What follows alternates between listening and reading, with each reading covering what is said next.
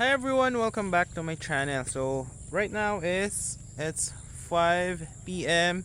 afternoon and we are here at Mendez Cavite around 8 minutes to Tagaytay. So we are here on Barangay Road. Ayan. So we have here a property. Ayan. So this will be the entrance. Ayan, oh. So this is a residential farm lot, no, for sale. Ayan. From there up there will be a concrete road, no. So gagawin po dyan ng concrete road. Then there will be drainages, lines for water and electricity, and there will be perimeter fences, no? So actually malapit lang to sa Municipal Hall ng ano. Search nyo lang is Barangay Asis Mendez. So ayan po siya, location niya. So yan, may mga linya ng kuryente here, but ide-develop pa lang siya. So this is a new project. So pre-setting siya. So pakita ko sa inyo yung front view para makita nyo.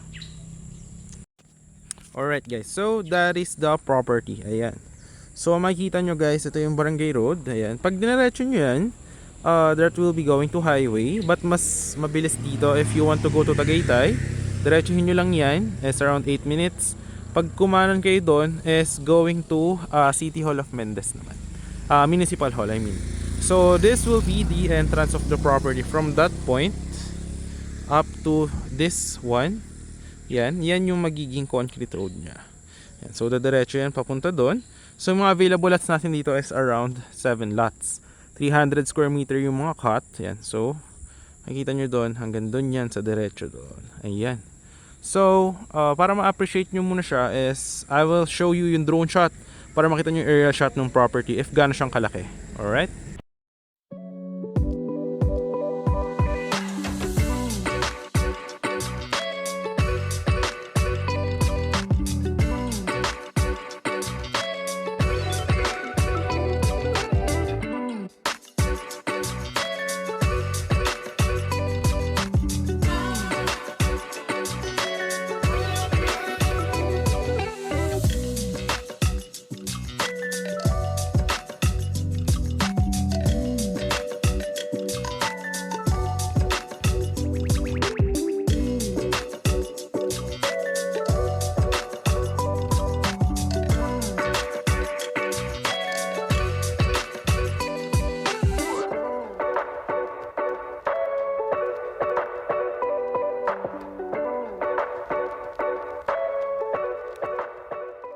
Guys, nakita nyo naman yung drone shot niya. So yung property will be up going there. Ayan. So malaki siya. Diretso doon. Yung mga sagingan na yan, gagawin niyang concrete road. So may available dyan ng mga lots. 300 square meter. Ayan.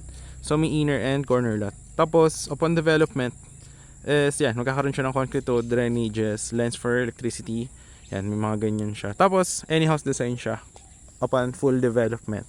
So ipapakita natin kung ano yung magiging itsura na sample na development. So yung may mga nakatira na natin project just around 3 minutes from this property. So pakita ko yun sa inyo dito.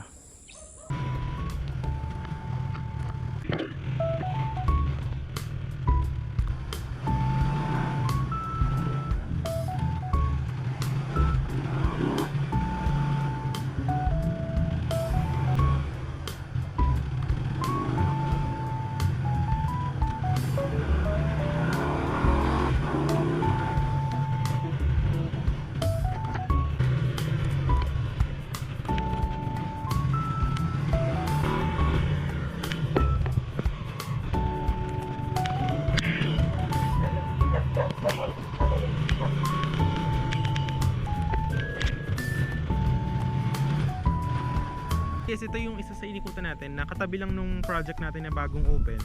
So ganito rin yung magiging itsura nung property after development. So yung sinasabi ko sa inyo, may mga concrete roads. Tapos yan, any house design, pwede rin na parang mini farm, ganyan. So depende po sa inyo. Tapos magkakaroon din yun ng mga lines sa kuryente, ganyan. Tapos yan, pwede rin ng mga malaking houses or what.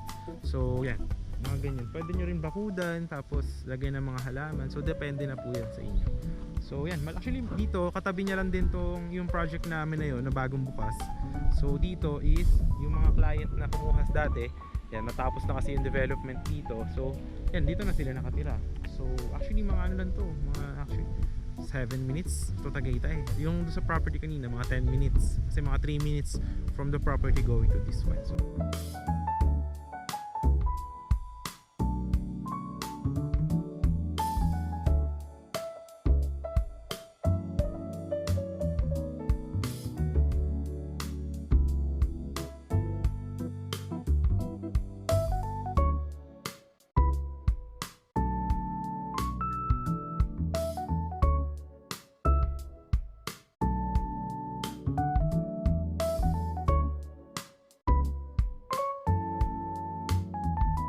So yun guys, nakita nyo naman yung sample ng mga property around here. Natapos na yung mga minakatira na natin projects. So ganun din yung magiging itsura nito after development. So malamig dito sa area na to guys, lalo pag kagabi. And lalo pag pa-bare months na. So this is actually very near to Tagaytay. And free transfer title na din po yung property na to. So right now is ano po siya, pinyahan po. Ayan. So yan, magtama-tama yung lupa dito, pwede kayo dito magtanim-tanim sa future pag develop na siya, no? So yun lang, sharing ko lang po siya if you are looking for a lot na maliit lang siya na project along Barangay Road. Ayan. So that's actually just sharing for today. So yun lang guys, nandiyan naman yung Viber WhatsApp ko if you are interested. So last 7 lots na lang po siya. So yan, maraming salamat sa panonood. And yun, nakita nyo naman yung drone shot. So hanggang doon po yan sa may dulo. Ayan. So malaki din yung property and malapit sa municipal. Yun lang sa may bayan ng Mendez, no? Around mga siguro mga 4 minutes.